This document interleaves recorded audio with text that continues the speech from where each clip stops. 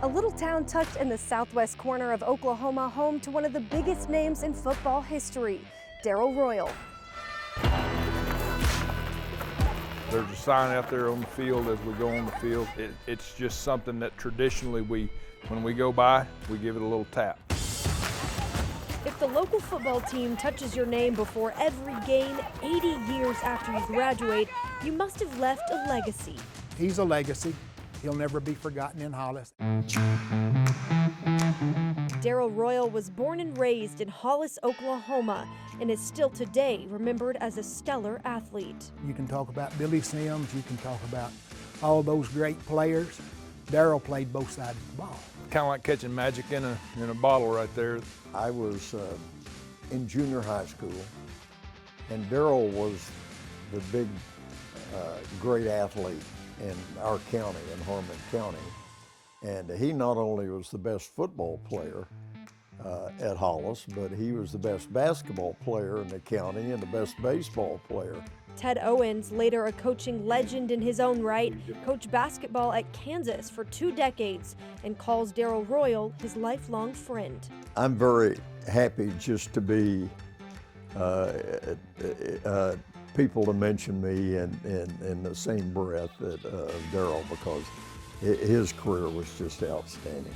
The punter, the playmaker, the perfect picture of an OU All-American. Darrell had a great love for the University of Oklahoma and had a great love for his hometown of Hollis. He started 9 games for OU at quarterback and never lost.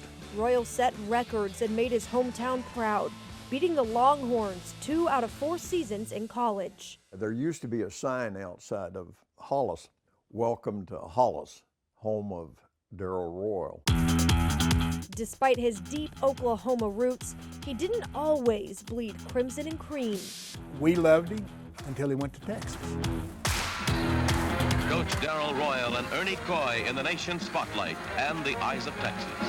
The nation salutes the mighty Texas Longhorns and their magnificent coach Darrell Royal.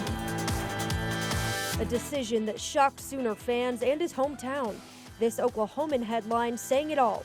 Hollis upset with Darrell. Yeah, it was a bitter rivalry. It still is. How do you feel? I've got to be the happiest guy in America tonight.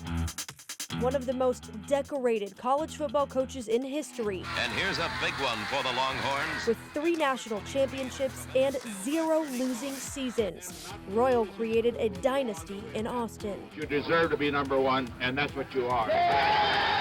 Texas was thrilled to have him. And Texas was hungry to beat Oklahoma. Royal did just that, 12 out of 20 times as coach. Owens says the first time Royal defeated his alma mater. When he went down to shake hands with Bud, he cried. He was that emotional about it because Bud Wilkinson was his hero. That's when Texas knew they had their guy. After his first season, the Texas House of Representatives named Royal an honorary Texan, and even the OU fans were tuning in. The only time I rooted against Darrell was when they played OU. I can remember some games when I was a little bitty guy and we'd watch Texas.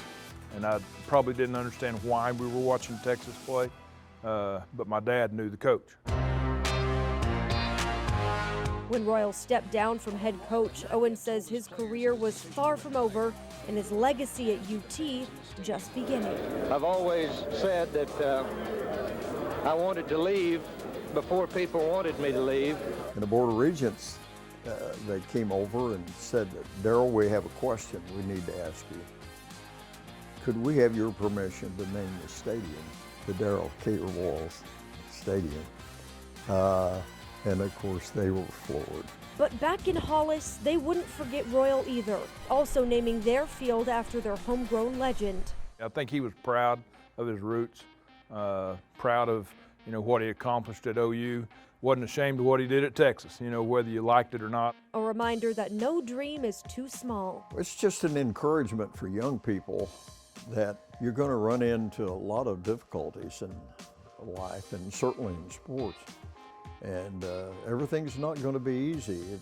That's what Darrell was. He was an example of what you can do If you work hard, if you sacrifice, if you believe and have strong faith, that you can be successful. Royal passed away in 2012, and while he may have died a Longhorn, His legacy is with Sooner fans. I think the Sooner fans can be very proud that Darrell Royal was a part of Sooner Nation. Oklahoma will always be the home of Darrell Royal.